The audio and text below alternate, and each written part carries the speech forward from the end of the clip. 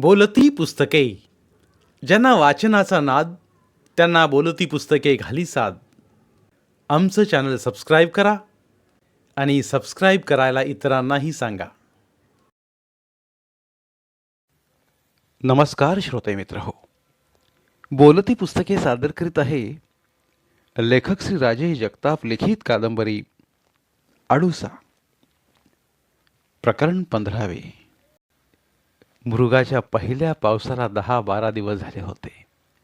माळरान आणि वावराचे बांध हिरवे दिसू लागले होते. शिवारात चांगलाच वाफसा तयार झाल्यामुळे पेरणीची लगबग सुरू झाली होती. कुणी पेरणीला सुरुवात केली होती, तर कुणी पेरणीची जुळवाजुळव करण्यासाठी ह्याच्या त्याच्या घराचे उंबरे झिजवू लागला होता. बी बियाण्यासाठी धडपडू लागला. रोज आभाळ भरून येत असल्यामुळे जीवाची धाकधूक होऊ लागली होती. पावसाआधी पेरणी उरकली तर चिंता मिटणार होती. म्हसोबाला कोंबडा दिल्यामुळे गोदाईची चिंता मिटली होती. पेरण्या आवरल्या गत शिवारात लगेच काही काम असणार नव्हतं. धनाजीचा हात मोकळा झाल्यावर एखाद्या दिवशी जेजूरला जाऊन यायचं असं गोदाईचा विचार होता. तशी ती भागाईसोबत गायकवाडीच्या भक्ताकडे खेटीला जाऊन आली होती. भक्तानं कुळदैवताचा कुळाचार मोडल्यामुळे घरात पाळणा हलत नाही असं सांगितलं होतं. कुळाचार पुन्हा सुरू करायचा असेल तर जेजूरला जाऊन खंडोबाची माफी मागावी. जागरण गोंधळ घालून कुळाचाराला सुरुवात केल्यास अडचणी दूर होतील असं सांगितलं होतं. हे सगळं व्यवस्थित जुळून आलं तर बरं होईल असा विचार करत होती. यावेळी पारून ऐकलं नाही किंवा काही खळखळ केली नाही तर सुमीला 4-8 दिवस मुक्कामाला घेऊन यायचं, म्हणजे तिला धाक बसेल असाही विचार केला होता. भीमाईचा जागरण गोंधळ घालण्याचा विचार मात्र पुरता फसला होता. वाघ्यानं पहाटेपर्यंत दिमडी वाजवली होती. मुरळीचे पाय आणि कंबर नाचून नाचून दुखले होते. पहाटे लंगर तोडण्याची वेळ आल्यावर वाघ्यानं लंगराची पूजा केली. मुरल्याला लंगर तोडण्यास सांगितलं. त्यानं 2-3 वेळा प्रयत्न करूनही लंगर तुटला नव्हता. मग वाघ्या उभा राहिला. म्हणाला, हे पहा राजे हो, मुरली भाऊनं लंगर तोडण्यासाठी बराच जोर लावला. तुम्ही समद्यानी पाहिलं, पण लंगर काय तुटना. म्या समद्याला हात जोडून विनंती करतो, कुणी हाताची घडी घालून बसला असं तर हात मोकळं करा. कुणी लिंबू धरून बसला असं तर त्यानं ते फेकून द्या. आणि एखादी माय माऊली इटाळशी असन तिनं उठून घरी जावा. होतं कधी असं चुकून माकून, हटकून कोणी करीत नाही. तवा असं कोणी असं तर त्या माऊलीनं राग धरू नये. देवाचे रीतिरिवाज पाळायला लागतात. वाघ्यानं आणि मुरल्यानं बराच आटापिटा करून ही लंगर तुटला नव्हता, म्हणून अपशकून झाल्याचं सगळ्यांचं म्हणणं पडलं. बामणाला पत्रिका दाखवून ग्रहशांती करून घ्यावी. जेजूरला जाऊन देवाच्या पायावर डोकं ठेवून माफी मागावी आणि मग पुन्हा एकदा लंगर तोडावा असं ठरलं. पारोळला हे सगळं अंजीकडून समजलं. तेव्हा तिनं मनातल्या मनात मुरलेला शिव्यांची लाखोली वाहिली. मुर्दा, कालतोंड्या, तिकडे देवाच्या नावानं जागरण गोंधळ चालू असता लेकायच्या लेखी बाळीला सवाशीला त्रास दिल्यावर देव तरी कसा पावन. असाच मरण बिल लग्नाचा, असा शापही दिला होता. धनाजीकडे स्वतःचा जामा निमा असल्यामुळे त्याला काळजी नव्हती. रंगराव बरे सावरल्यामुळे तो खुशीत होता. रंगराव चावडी वेशीतलं महादेवाचं देऊळ आणि ग्रामपंचायतीपर्यंत सकाळ संध्याकाळ पाय मोकळे करायला जात होते. गावकऱ्यांच्या भेटीगाठीत नव्या जुन्या आठवणींना उजाळा देत होते. पाणी पाऊस आणि शेतीभातीच्या चर्चा करत होते. मनाची मर्ग गळून पडत होती. घराचा एक एक कोपरा हळूहळू अंग झटकू लागला होता. आज उद्या वावरात वखर धरून सुरुवात करावी म्हणून धनाजी तयारला लागला होता. दुपारची जेवणं झाल्यावर सगळे ओसरीत बसले होते. आभाळात काळ्या पांढऱ्या ढगांची गर्दी होऊ लागली होती. पण भिरभिरणारं वारं लांब लांब उडवून नेत होतं. अंगणात सायकलची घंटी वाजली. गळ्यातली टपालाची थैली सांभाळीत यशवंत ओटा चढून वर आला. गोदा मावशे, हायस का घरात? ये रे बाबा ये, बस. पारू, पाणी आण ग. पारू उठून पाणी आणायला घरात गेली. काय म्हणते या पाटाची भानगड? काय म्हणायचं? सरपंच त्या दिवशी म्हणत होते, पण सरकारचं काम आणि 6 महिने थांब. पाहू जवाचं तवा. पारू पाणी घेऊन आली. पाण्याचा तांब्या यशवंताच्या हाती देऊन तशीच भिंतीला टेकून उभी राहिली. यशवंता कामाशिवाय येत नाही हे ती जाणून होती. आता कोणाचं टपाल आणलंय का अजून दुसरं काही काम आहे याचा ते विचार करत होती. तेवढ्यात त्यानं थैलीत हात घातला. अरे कोणाचं टपाल आलंय का काय? गोदाईने विचारलं. उफय, टपालच आहे, बंडू मामाचं. माहेराहून भावाचं टपाल आल्याचं ऐकताच गोदाईचं काळी सुप्पा एवढं झालं. भावानं काय लिहिलं हे ऐकण्यासाठी कान आतुरले. टपाल काढून यशवंतानं धनाजीच्या हातात दिलं. मावशे, कवा धनगर गावाला गेली तर माझ्या आईला बी घेऊन जाय. बऱ्याच दिवसापासून जायचं म्हणते, पण जाणंच होईना पाय. बरं येऊ का? म्हणून यशवंता उठला. अरे बस की, चहा पिऊन जाय. काम असलेला बिकार कवा येत बी नाही. गोदाईनं आग्रह केला. नको मावशी, चहा नको आता, येतो म्या. असं म्हणून तो ओटा उतरून खाली गेला. सायकलची घंटी वाजवीत निघून गेला. धनु, अरे काय लिवलंय मामानं, वाच तरी. गोदाईने विचारलं. धनाजीने टपाल फोडून वाचलं. म्हणाला, मामानं लिवलंय, येत्या मंगळवारी सुमीला पाहायला पाहुणे येणार आहेत. बोलणं चालणं थोडंफार झालंय.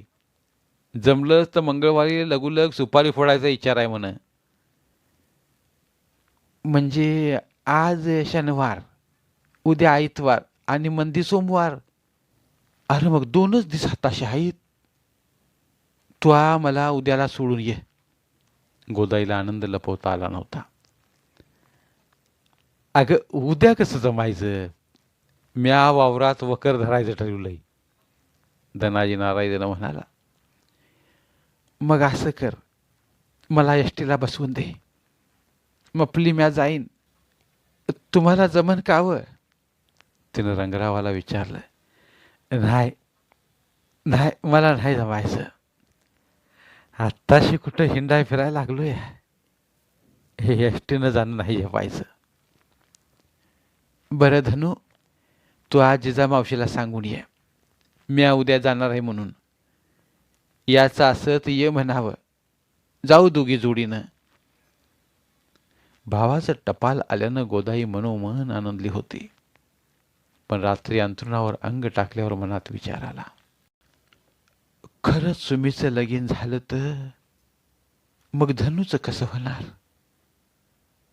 आपण तर 6 महिन्यानं तिच्याशी धनूचा पाठ लावायचं ठरवलंय. बंडूला सांगून सुमीचं लगीन मोडाया पाहिजे. पण धनू राजी नाही झाला तर काय करायचं? तसा बी त्यो अदोगरच नाही म्हणालाय, आणि तसं झालं तर बंडू परत तोंड दाबायचा नाही. माहेराची वाट कायमची मोडल माझ्या. देवा, काय र वकूत आणलाय. तो आज भरोसा आहे आता. काय करायचं असं तर कर. तिच्या डोक्यात असेच काहीतरी विचार येऊ लागले. भुंग्या वाणी काळीज पोखरू लागले. धडधड त्या काळजानं पारून धनाजीला विचारलं. अहो यशवंता भाऊजी म्हणत होते ती सरपंचाची आणि सरकारी कामाची काय भानगड आहे? काय नाही गे, धनाजी उत्तरला. नाही म्हणजे तुम्हाला नसन सांगायचं तर नका सांगू, पर गाव गप राहणार आहे का? पारू फुरंगटून म्हणाली. हेच तुम्हा बायकांचं, हेच जरा काही इकडले तिकडे झाले की फुगले गाल. आलं डोळ्यात पाणी. गडी माणसाला 10 ठिकाणी डोकं लावायला लागतंय. येळा काळाच्या गोष्टी समजून कामं करायला लागतात. धनाजीनं तिची समजूत काढण्याचा प्रयत्न केला. यावरती काहीच बोलली नाही. धनाजीच्या मनाची घालमेल झाली. पारूच्या डोळ्यातलं पाणी पाहून कसंनसं झालं. गावातलं येता जाता ना कोण बोलणारच आहे, मग आपणच सांगितलेलं बरं म्हणून तो बोलला. त्याचं असं हे पारू, आपल्या शिवारातून पाण्याचा पाठ जाणार आहे म्हणतात. आता आपलं वावर त्याच्या खाली जातंय का नाही ते आता सांगता येणार नाही, पण आड्याल पड्याल काय बी होईल. काय नाही म्हणणार, नका काळजी करू. पारूनं धीर दिला. देव तो होतो आणि गोड करील, आणि तुमचे बी, असं म्हणून ते धनाजीच्या कुशीत शिरले. धनाजीने त्याला कुशीत घेतलं. केसावरून पाठीवरून प्रेमानं हात फिरवला. ती झोपी गेली. धनाजीचा डोळा लागत नव्हता. आड्याकडं पाहता पाहता विचाराचं वारं भिरभिरू लागलं. इतके दिवस पाण्याची पाटाची बातमी मनात घडी करून ठेवली होती. उगाच जीवाला घोर नको म्हणून घरात कुणालाही सांगितलं नव्हतं, अगदी पारूला सुद्धा. पण दुपारी यशवंतानं बोलता बोलता ती घडी विस्कटली होती. गोदाई आणि रंगरावाने तिकडे लक्ष दिलं नव्हतं, पण पारूनं मात्र वर्मावर बोट ठेवलं होतं. त्यातल्या त्यात तिनं जास्त विचारपूस केली नव्हती. हे बरं झालं होतं. तिनं अजून काही विचारलं असतं तर तिला खोटं सांगता आलं नसतं. बाहेर बेडकांची एका सुरात डराव चालूच होती. कदाचित त्यामुळे पारूची झोप चाळवली होती. ती उजव्या कुशीवरून डाव्या कुशीवर वळली. पुन्हा झोपी गेली. मधूनच कुत्र्याचा भुंकण्याचा आवाज ऐकू आला. मग गल्ली शांत झाली. धनूचेही डोळे मिटले. बेडकांची डराव तशीच चालू होती. धनू, ए पारू, अरे उठा रे, आवराय पाहिजे. हा म्हणता 9 वाजल्यात, एसटी गावाय पाहिजे. गोदाईची हाक ऐकून दोघेही झटक्यात उठले. धनाजी दार उघडून बाहेर गेला. अंथरुण पांघरुणाच्या घड्या घालून पारूही आली. तोंडावर पाणी मारलं. चूल पेटवून एका बाजूला आंघोळीला पाणी ठेवलं. दुसरीकडे चहाचं अंधण ठेवलं. हातावर राखुंडी घेऊन बाहेर आली. जरासं भटपटलं होतं. तिला पाहून ओट्यावर बसलेलं कुत्रं उठलं. भेदरल्या नजरेनं वाकड्या मानेनं बघत ओटा उतरून खाली गेलं. तिथेच थांबलं. पारू आत गेल्यावर पुन्हा ओट्यावर येऊन बसला. पारू आंघोळ करून स्वयंपाकाला लागली. धनाजीनं दुधाच्या धारा काढल्या. हातावर राखुंडी घेऊन ओट्यावर जाऊन बसला. घरातून ओसरीवर आणि ओसरीतून घरात फेऱ्या मारणाऱ्या गोदाईनं धनाजीला विचारलं, अरे धनू, तू काल जिजामावशीला सांगितलं होतं का नाही? यशवंता भेटला होता देवळाजवळ, तिला सांगितलं होतं. अरे त्या परी 4 पावलं पुढे जाऊन तिला सांगायचं होतं ना. यशवंत ऐसारला असेल, मग मी आज जाऊन येते. गोदाई ओटा उतरून तरातरा पुढे गेली. धनाजी तिच्या पाठमोऱ्या आकृतीकडे पाहतच राहिला. आपण निरोप दिल्याचं तिला खरं वाटलं नाही की काय, असा विचार करू लागला. उठून आत आला. पारूनं आंघोळीचं पाणी काढलं. बदलण्यासाठी कपडे ठेवून बाहेर आली. तिच्या मागे रंगरावही आले. मामनजी, उठले का? होय, तुझ्या सासूची तगमग चालली या, मग उठायच लागतंय. बसा, चहा आणू का? होय, आण. पाणी बी आण. तू आण, खळबाळून घेतो. पारू पाण्याचा तांब्या आणि चहा घेऊन आली. चहा खाली ठेवून तांब्या सासऱ्याच्या हाती दिला. तेवढ्यात गोदाई आली. ओट्यावर टेकली. आत्या, तुम्हाला चहा आणू का? पारूनं विचारलं. आण बाई, आण. जिजीनं दिलता, पर तिच्या चहाला चव कवाच नसती या, नुसतं गरम पाणी. गोदाई कुरकुरली. पारू चहा घेऊन आली. सासऱ्याचा चहाचा कप आणि पाण्याचा तांब्या उचलून जाऊ लागली. तिला थांबवीत गोदाईने विचारलं, स्वयंपाक झाला गे? मायासाठी 2-2 भाकरी आणि भाजी काय केलीस? भाजी भेंडीची केली आहे. भेंडी मला आवडत नाही, ठाव नाही का तुला? अहो, पर 7-8 कोसाची वाट आहे, पातळ कोरड्यास कसं नेणार? सुक्या भाजीला दुसरं काय नव्हतं म्हणून. बरं बरं, थोडा सुका झुणका कर.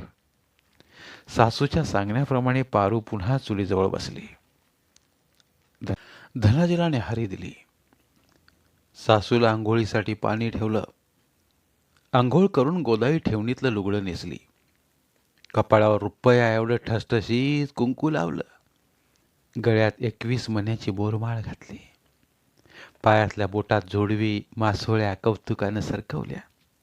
रोजच्या नेसण्यासाठी 2 लुगडे पिशवीत कोंबले. देवारातल्या देवांच्या पाया पडून माहेरला जाण्यासाठी तयार झाली. जाता जाता रंगरावांच्या पायाला हात लावला. औषध पाणी वेळेवर घ्या असं सांगितलं. ती घराबाहेर पडण्या अगोदर पारूनं पायावर डोकं ठेवलं. रंगराव आणि धनाजी तिला सोडवायला निघाले तेव्हा पारूच्या डोळ्यात पाणी आलं. जपून जावा असं सासूला निरोप देताना हुंदका दाटून आला. काहीतरी हरवल्यासारखं वाटलं. गोदाई चौकात पोहोचली तरी जिजाबाई आलेली नव्हती. थोडा वेळ इकडे तिकडे पाहून धनाजीला म्हणाली, धनु, अरे मावशी अजून आली नाही, जरा पाहून तरी येते का नाही. धनाजी तिच्या घरी जाण्यासाठी निघाला, पण जिजाबाई समोरून येताना दिसल्यावर थांबला. ती काय आली पा मावशी. जिजाबाईला येताना पाहून गोदाईच्या तोंडावर हसू दिसू लागलं. ती जवळ येताच म्हणाली, बया म्या म्हणलं येते का नाही कोण जाणं. अगं यशवंताचं पोर हाटून बसलं. काही केलं सोडीच ना. गुळ खोबरं दिल्यावर गप्प बसलं. मग कसा तरी बाई डोळा चुकून आली. जिजाईचं हे बोलणं ऐकून गोदाईच्या कपाळाची शीर ताणली. आपल्या नशिबाला हे सुख नाही म्हणून हिरमुसली. जिजाबाई आणि गोदाबाई दोघी चुलत बहिणी. दोघींचं लग्न 6 महिन्याच्या अंतरानं झालं होतं. जिजाबाईच्या यशवंताच्या जन्मानंतर 3 महिन्यांनी धनाजीचा जन्म झाला. धनाजीचं लग्न यशवंताच्या अगोदर झालं होतं. यशवंताला एक मुलगा आणि एक मुलगी झाली, पण धनाजी अजूनही पहिल्या लेकराची वाट पाहतोय.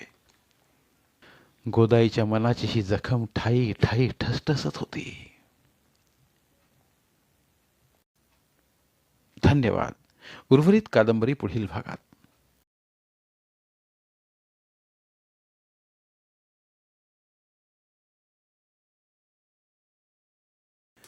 धन्यवाद. प्रिय श्रोते मित्र हो, आपल्यासाठी एक आवाहन. आमच्या चॅनलच्या प्लेलिस्ट विभागात तुमच्यासाठी शेकडो कादंबऱ्यांचे ऑडिओ बुक्स उपलब्ध आहेत. तिथे प्रत्येक कादंबरीचे सर्व भाग एकत्रित मिळतील. त्यामुळे सध्या सुरू असलेल्या क्रमशः कादंबरीच्या पुढील भागासाठी वाट पाहण्याची गरज नाही.